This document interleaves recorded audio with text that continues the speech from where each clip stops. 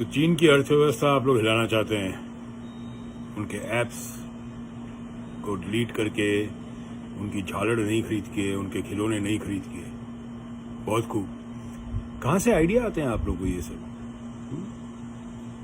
देखिए, चीन की अगर आपको अर्थव्यवस्था को हिलाना है तो चीन के कंपटीशन में काम करना पड़ेगा। जैसे रेस होती थी स्कूल में, आप बोलो मैं तो रेस का बहिष्कार कर रहा हूं, तो इसका मतलब नहीं कि आप रेस जीत गए, आप डर गए। अमेरिका है ना, जिस देश में मैं बैठा हूं, ये सबसे बड़ा कंज्यूमर मार्केट है दुनिया का, और ऐसा कोई भी देश नहीं है पूरी दुनिया में जो अमेरिका में एक्सपोर्ट नहीं करता। यहां का राष्ट्रवाद फरेब नहीं है। यहां पे जबरदस्ती किसी को बोला नहीं जाता कि अमेरिका पापा इज ग्रेट, नहीं, ठीक है। मगर यहां पे जनता खुद बड़ी राष्ट्रवादी है, चाहे सरकार कोई भी हो। अभी हाल फिलहाल में मैं आपको बता देता हूं जो हो रहा है यहाँ पे। यहाँ की जनता खुद ही सामान नहीं खरीद रही चीन का बना हुआ। जैसे $1 में समझिए साबुनदानी आती है, और किसी और देश से आ रही है, वो $1.25 में आ रही है, $1.5 में आ रही है, वो $1.5 की खरीद रहे हैं, मगर मेड इन चाइना का नहीं खरीद रहे। हमारे यहाँ पे क्या है कि बड़े उटपटांग से चुटकुले पैदा किए जाते हैं। जो नेता हैं वो तो जुमले देते हैं, कुछ पत्रकार चुटकुले देते हैं, और आवाम उसके मजे लेती है। मुझे ये समझ नहीं आ रहा कि ओलंपिक्स ऑफ बिजनेस में, ओलंपिक्स ऑफ बिजनेस समझते हैं क्या होता है?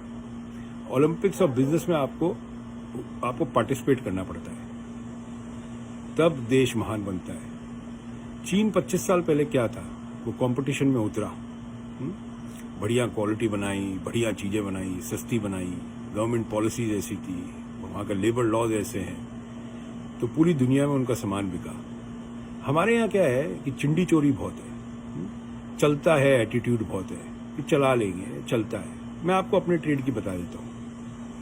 हमारे ट्रेड में एक तरह का आभूषण बनता है जिसको बोलते हैं कुंदन का काम होता है। वो पहले बीकानेर में हुआ करता था किसी जमाने में, और ये जो आए थे मुगल एम्परर्स, ये उनकी ज्वेलरी थी, वो छोड़ के गए अपनी विरासत यहाँ पे। कुंदन मीने की जवाहरात, किसी भी झोरी से पूछेगा। आपको पता है कुंदन मीने की जो ज्वेलरी चाइना बनाने लग गया था, और इंडिया के जो ज्वेलर बैठे थे आउट ऑफ मार्केट हो गए थे। हमारे ट्रेड में ऐसा कोई पत्थर नहीं है जो चाइना नहीं बनाता। दूसरा, मैं आप लोगों का फरेब जो है राष्ट्रवाद का, उसका भी खुलासा कर देता हूँ। हमारे ट्रेड में ऐसे कई लोग थे जिन्होंने ग्वांगजू जाके फैक्ट्री खोली थी, जो इंडस्ट्रियल एरिया है चाइना का। आप में से बहुत लोग चाइना गए नहीं है, जाके देख के आइए चाइना में किस हिसाब से काम होता है। वहाँ पे 1000 पीस का ऑर्डर देते हैं ना, तो 1000 के 1000 पीस सारे करेक्ट होते हैं, कहीं गलती नहीं निकाल सकते। मैं आपको बोलता हूँ, मेरी खुद की फैक्ट्री थी जयपुर के अंदर 2014 तक, मैंने बंद क्यों करी? बिजली नहीं आती थी 8 घंटा। एक्सपोर्ट लगाते थे, जो वहाँ पे अप्रेजर होता था, उसको हर एक इनवॉइस पे पैसा खिलाना पड़ता था। ये चिंडी चोर जहाँ बैठे थे सब जगह। फिर कोई भी त्योहार आ जाए तो कभी डाकिया आ जाएगा, कभी कोई आ जाएगा, साहब दिवाली की मिठाई दे दो, दिवाली का ये दे दो। ये सब चाइना में नहीं होता है।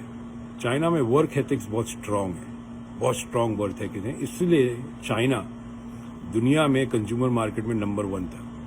यहां तक कि अमेरिका का कंज्यूमर मार्केट चाइना ने खत्म कर दिया था। अमेरिकन कंज्यूमर मार्केट जो था, यहाँ पे मैन्युफैक्चरिंग जो होती थी अमेरिका में, वो चाइना ने खत्म करी थी धीरे धीरे। बिकॉज कंपटीशन के अंदर वो अमेरिका से भी सस्ता सामान बनाने लग गया था, तो अमेरिकन चाइना का सामान खरीदने लग गए थे। और आप लोग बात करते हैं झालड़ से आप चीन की अर्थव्यवस्था हिला देंगे। उनके ऐप्स जो हैं, जिसपे आजकल जितने बेरोजगार लोग हैं जो कि टिकटॉक पे अपना काम करते रहते हैं, वो टिकटॉक को आप लोग डिलीट करना चाहते हैं, जिससे चीन की अर्थव्यवस्था हिल जाए। मुझे लगता है जो आप लोगों को ये सुझाव देते हैं ना, उनके ऊपर का जो माला है ना, वो बिल्कुल हिला हुआ है। वो करेक्ट सुझाव नहीं दे रहे। नहीं, चीन से अगर आपको कम्पीट करना है तो उनके साथ वो ही खेल खेलिए।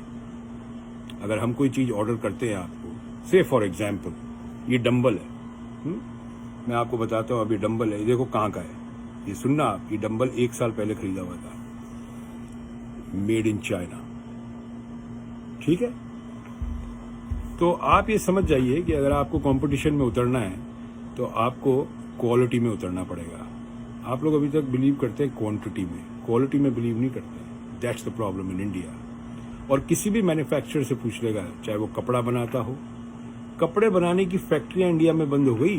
कपड़े बनाना सारा का सारा अमेरिका जितना कपड़ा खाता है वो सारा बांग्लादेश, वियतनाम, इंडोनेशिया चले गया। पूछिए कोई गारमेंट एक्सपोर्टर्स से क्या हाल है आज की तारीख में, क्योंकि वहाँ फैक्ट्रियाँ चलाना एक तरह से बहुत बड़ा काम है इंडिया में आज की तारीख में, बहुत बड़ा काम। जो लोग फैक्ट्रियाँ चला रहे हैं इंडिया में, आपको सलूट है। हर जगह ट्रेड यूनियंस हैं, फैक्ट्रियाँ बंद करवा देते हैं। महाराष्ट्र में एक ट्रेड यूनियन लीडर हुआ करते थे, उनका नाम था दत्ता सामंत। उनका एक ही काम होता था, फैक्ट्रियाँ बंद कराना, लोगों को ब्लैकमेल करना। तो भाई अगर आपको चाइना को हराना है तो चाइना के साथ कम्पीट करिए। उनके माल को बैन करके आप कुछ नहीं कर सकते, कोई अर्थव्यवस्था नहीं हिला सकते चाइना की। और आपको क्या लगता है कि सिर्फ आप ही चाइना का सामान खरीदते हैं और दुनिया में कोई नहीं खरीदता? आपने बैन कर दिया तो चाइना की अर्थव्यवस्था हिल जाएगी। स्क्रू डील है आप लोगों के और आपके नेताओं के, जो आपको इस तरह के सुझाव देते हैं। और जो लोग ये बात करते हैं कि झालड़ नहीं खरीदनी इस दिवाली पे, हर दिवाली पे बात होती है ना, झालड़ नहीं खरीदनी, बड़ी अर्थव्यवस्था हिल जाती है चीन की। थोड़ा समझ का इस्तेमाल करिए, कंपटीशन में उतरिए। कंपटीशन का ज़माना है, कंपटीशन से भागिए मत। समझ में आई? वो स्टार्टअप इंडिया और ये एंटरप्रेन्योर्स, डिजिटल इंडिया, क्या हुआ इसका? कुछ नहीं हुआ। अगर स्टार्टअप्स होते आज की तारीख में इंडिया में तो थोड़ी बहुत फैक्ट्रियाँ लग चुकी होती, यंग एंटरप्रेन्योर्स पैदा हो चुके होते।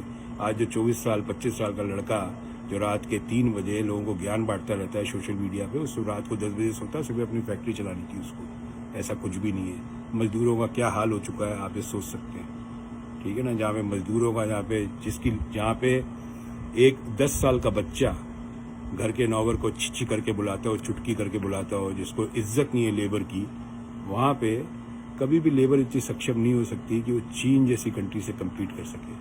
और जैसे मैंने कहा, ग्वांगजू जाइए, पता करिए, एयर एशिया की टिकट मिल जाती है $28,000 की, $28,000 की। जाइए, पता करिए, देखिए कैसे फैक्ट्रियाँ चलती है।